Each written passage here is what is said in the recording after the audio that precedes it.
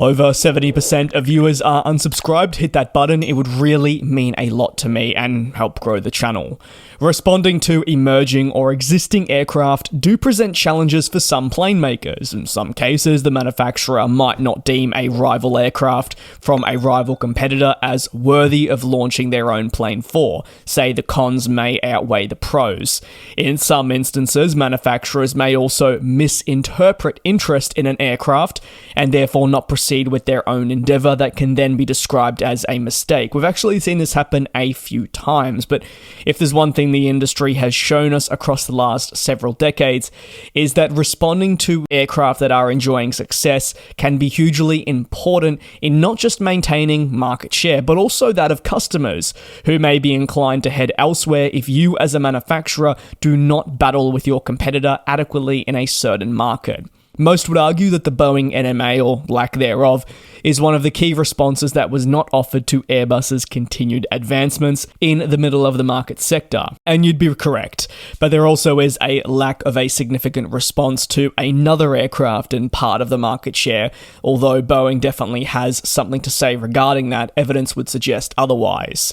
That is the single-aisle regional area, where Airbus has successfully positioned itself with its A220. Of course, this aircraft type is smaller than the A320neo, and we know Airbus acquired the program when it was known as the C Series in the latter stages of the 2010s, and arguably Boeing doesn't have an immediate response to this. Let's begin with the Boeing 717. This is a fantastic aircraft. Many would describe it as a pocket rocket, and it served the industry well for a considerable period. In fact, it's quite upsetting to now see it being removed as another slice of that aviation history departs. But now in the 2020s, for companies that are by some miracle still flying this plane, the downsides far outweigh the positives. And when you compare next generation aircraft to this one, naturally the limitations of the 717 become all that more present. Most companies are looking to find ways to replace it rather than retaining it. As technology has progressed, it's also become apparent that the 717's capabilities just don't stack up. Thus, this jet over next-generation planes can't compete like I touched on. For Boeing to replace the 717 at any point, it wouldn't be as simple as a re-engine. Instead, likely we'd need to see a comprehensive redesign, which would have cost a lot of money, to put it plain and simple. It also would have taken up a significant amount of resources. By no means as well is the 717 market that big. Yes, the A220 is a fantastic plane for airlines, but it's certainly not on the levels of, say, an A321neo or even the MAX. Therefore, Boeing could definitely perceive this market as not one worth entering because of the money required to overhaul the 717 and really offer a clean sheet.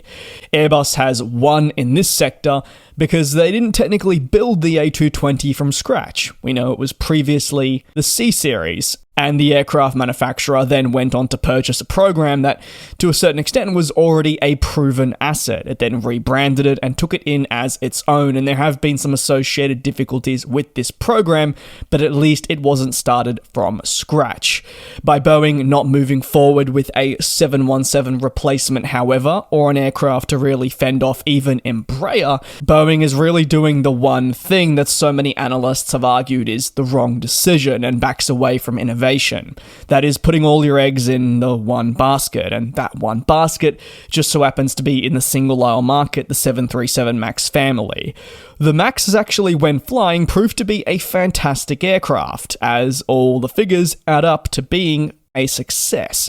But the one thing that cannot be escaped is persistent problems. This could be caused not just by Boeing, but suppliers, amid a general race for profits among other visible concerns. The MAX has not really enjoyed a smooth run in now scarily 6 years or so, and because of this, your airlines are feeling the heat. In fact, now, towards the midway point of 2024, 2 variants still remain uncertified.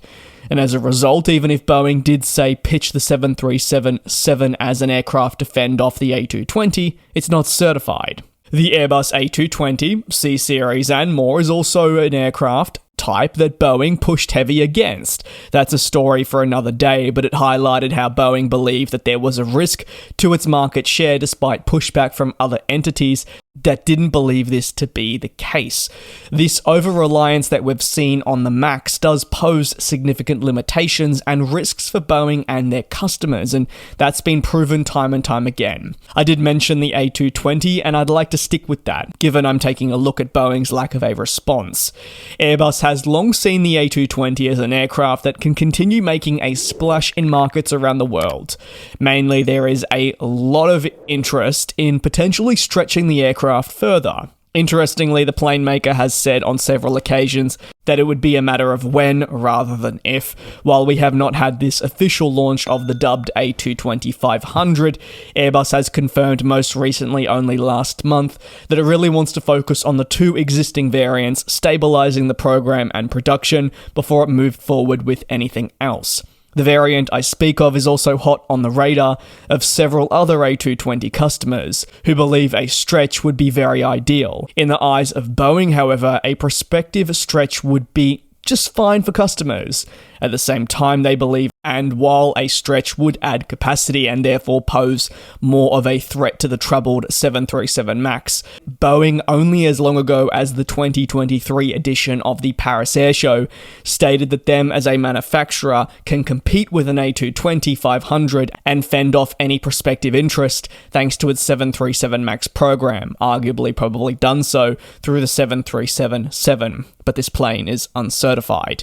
Additionally, Boeing believes that a new A220 variant could also go against key pathways that have been outlined by Airbus in the recent times. This is maybe saying going against a focus on commonality, and to be fair, they think that an A220-500 could potentially deter further A320neo purchasers. Airbus, however, has used the A220 at times to try and get customers to move away from Boeing, as seen through the attempts with Southwest, a long-time Boeing customer. Airbus argued that given much of what had happened with Boeing, sticking with the MAX and therefore putting all your eggs in the one basket would be risky. And at the same time, well, what happened to Southwest? They chose to stay loyal. The persistent, though, financial burden from staying loyal among delayed deliveries, plus other problems, have come back to bite Southwest, and yes, maybe while they don't regret their decision and got a fantastic deal, the words by Airbus couldn't be truer at certain points. However, Boeing's true lack of a 717 replacement has allowed Airbus to pounce with its A220, and we've seen also the persistent innovation with Embraer and their E-Jets.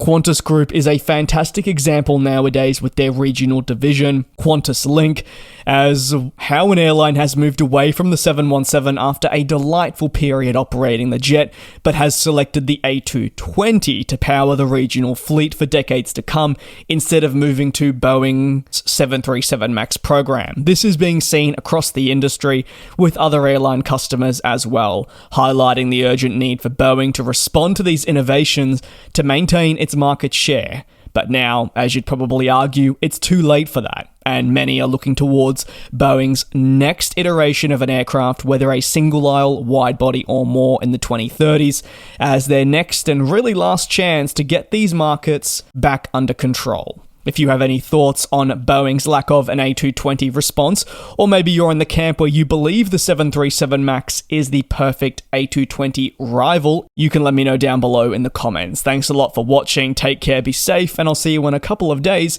for your latest aviation analysis. And we'll fly.